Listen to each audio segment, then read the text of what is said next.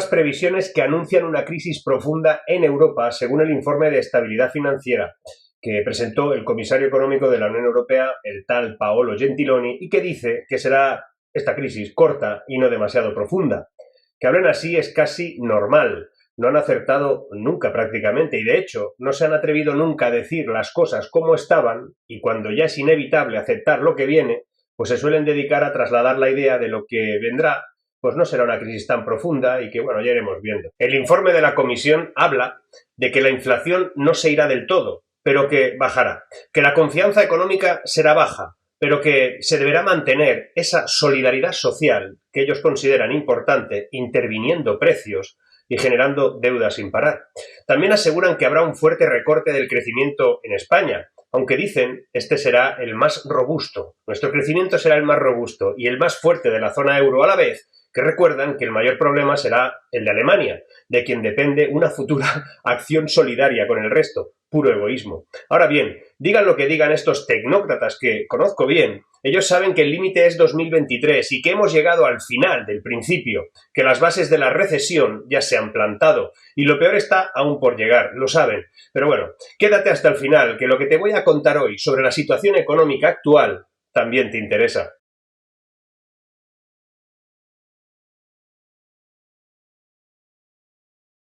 A fecha de hoy nos están diciendo cosas que ya sabíamos, pero que necesitan algunos matices. Por ejemplo, 1.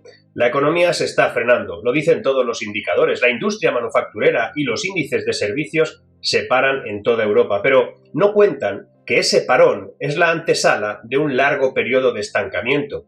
2. España no se escapa de ese frenazo europeo al pasar del 4,5% al 1% de crecimiento el año que viene, y eso es un batacazo en toda regla, asumiendo que venimos de donde venimos. Dicen, 3, que España crecerá más que Europa, y eso no es así. España seguirá en recuperación, algo que el resto de Europa dejó de hacer hace más de un año. Por eso es puro maquillaje hablar de que el crecimiento de España es superior a nadie.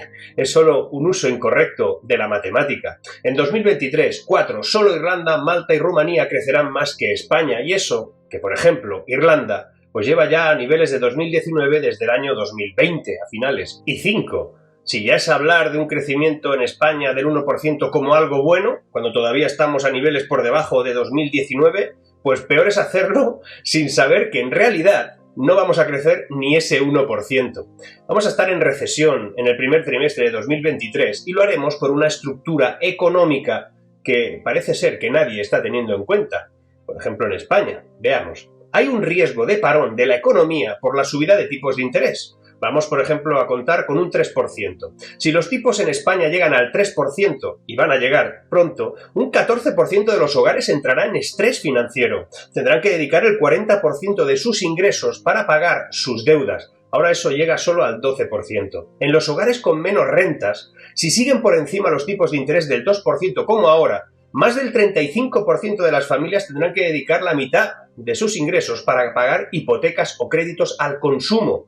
El impacto que puede tener esta subida de tipos de interés en las empresas, además, va a ser una catástrofe laboral. Llevar los tipos al 3% hará que un 20% de las empresas entren en situación de carga financiera elevada. Esto en castellano significa que la deuda de una de cada 5 empresas será 10 veces superior a sus beneficios. No explicar que no se trata de un frenazo, que esto es el final del principio y que nos lleva al nudo del asunto, que se va a recrudecer en 2023, especialmente para los españoles y también especialmente para los que veis estos vídeos desde Hispanoamérica, es suicida. Las estimaciones que se hacen de España no tienen en cuenta que vamos retrasados en recuperación de la anterior crisis, pero que también, y eso es la novedad, también vamos retrasados en la entrada de esta actual crisis inflacionaria.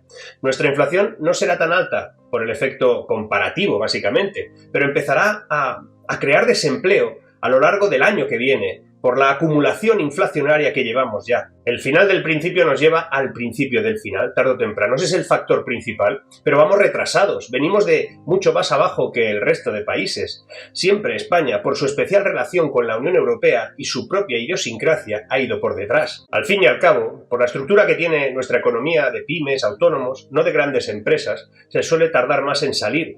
Y también eso va a pasar ahora. Vamos a entrar en el último trimestre de este año y en el primero del año que viene. Y luego también, además, nos ayuda una serie de factores, como nuestra propia posición estratégica. pero va a haber otra serie de factores, como el de los propios fondos de la Unión Europea, que podrían ayudar. Pero bueno, ya veremos. De momento estamos logrando que el empleo no se destruya de manera importante. Básicamente porque nuestro empleo es de un valor relativo y porque las métricas suelen falsear la realidad de manera importante. Además, nuestra complejidad económica, la capacidad de sustituir al personal que tenemos, permite que nuestro personal sea fácilmente sustituible y tarde más en evidenciarse el desastre. Estamos en una nueva deflación social, pero que esta vez es por inflación acumulada y por ajuste laboral. Así es lo que vamos a tener que sufrir, así es como va a ser nuestra crisis. Cuando una fase inicial termine, tocará ir a la segunda, que será la del empleo. Cuando teníamos la peseta, nuestra economía se hundía, por ejemplo, en un momento determinado, y entonces la devaluábamos. A partir de ahí vendíamos mucho más barato al exterior y sin darnos cuenta que éramos más pobres, éramos más felices. Luego llegó el euro y eso no se pudo hacer más. Ahora, cuando vienen mal dadas, la economía automatiza el ajuste y lo hace o por salarios, como en el 2011, o lo hace por el poder adquisitivo, como está haciendo ahora. Pero todo se replica luego en lo laboral. Si ecualizamos este desajuste con un pacto de rentas, igual podríamos irnos recuperando de una manera más o menos sólida. Pero todo tiene que ver con nuestra productividad ajustada a salarios. El salario más frecuente en España es de 18.400 euros brutos al año. Lo cobran 600.000 personas. El segundo salario más frecuente es todavía más bajo, 13.970 euros brutos al año, que lo cobran otras 600.000 personas. Eso significa que, de momento, es muy difícil en España generar capital, ahorro e inversión. Es una economía que no es fácil para hacer todo eso y por eso todos los ajustes se hacen por consumo, a la vez que afecta a los precios. Es un bucle tóxico en el que estamos ahora y del que va a ser muy difícil salir. Pero que digan lo que quieran. Estamos cerrando la primera puerta. A finales de enero o principios de febrero del año que viene abriremos ya la segunda puerta, la de la inestabilidad laboral. Pero a eso que llaman estabilidad laboral es darle como bueno ahora mismo un paro del 12,7%, cuando la media europea está en el 6 y pico. Seguimos en el doble de lo que es el paro natural en la Unión Europea. Y la duda está en si vamos a una crisis aguda y profunda, pero de escaso recorrido, y en 2024 pues estaremos ya en crecimiento vigoroso y real, no comparativo, o que esa que viene ahora será de menor intensidad pero mucho más larga. Dejad vuestras ideas en los comentarios y lo hablamos mañana en el directo sobre qué tipo de crisis puede ser que sea la que viene.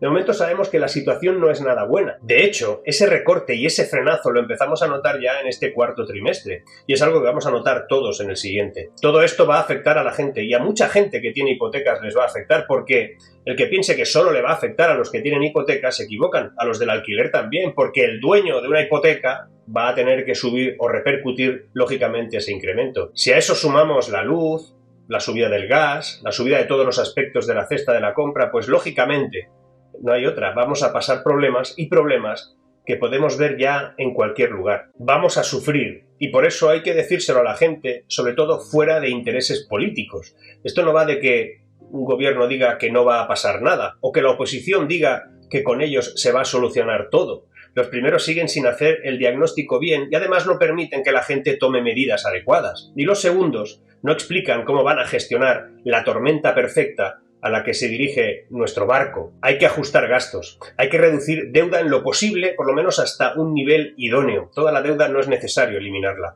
Hay que invertir más que consumir y hay que dedicar los recursos a lo importante y no solo a lo urgente. Puede que algo urgente ahora se lleve por delante lo importante.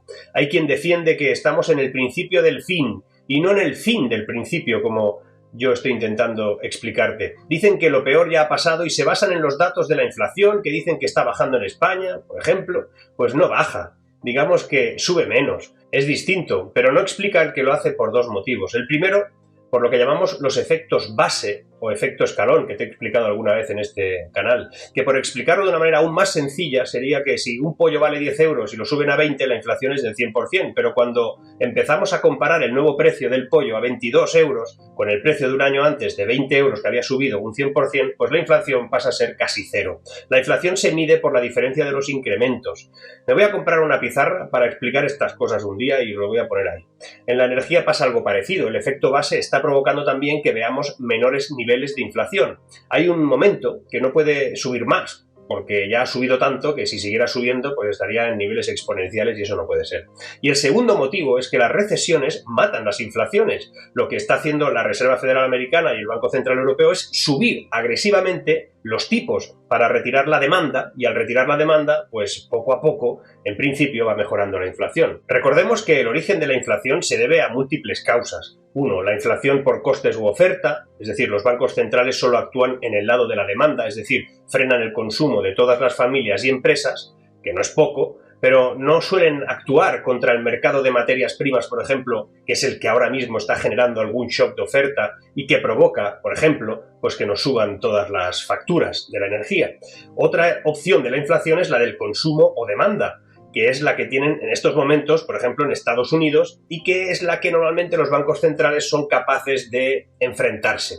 La masa monetaria se ha ido multiplicando en los últimos años, incluso por 10 en Estados Unidos o por 6 en Europa, y eso ha generado, en gran medida, demasiada liquidez que ha estimulado la demanda, y esa es otra de las razones por qué sube la inflación. Y la tercera es una inflación generada por expectativas de inflación. Es como un círculo vicioso. Y es por eso que las medidas de los bancos centrales están siendo tan drásticas, y es por eso que probablemente acaben surtiendo algún efecto tarde o temprano, tanto sea en la demanda o tanto sea en la oferta. Eso sí, ten en cuenta que este tipo de medidas no tienen efecto inmediato en nuestras economías. Por ejemplo, Estados Unidos tuvo inflación por el punto 2, la demanda, y Europa por el punto 1 y el punto 2, es decir, un problema de oferta, pero también por la ingente cantidad de dinero que afectaba a la demanda. En la decisión de Estados Unidos, tarde o temprano estará su principio del final. En la de Europa, si atendemos a que por la oferta no se va a solucionar rápidamente y por la demanda no paran de comprar deuda, ahora lo hacen de manera oculta para que no quiebren algunos países, pues así, permitiendo más déficit local, estaremos solo en el final del principio y para nada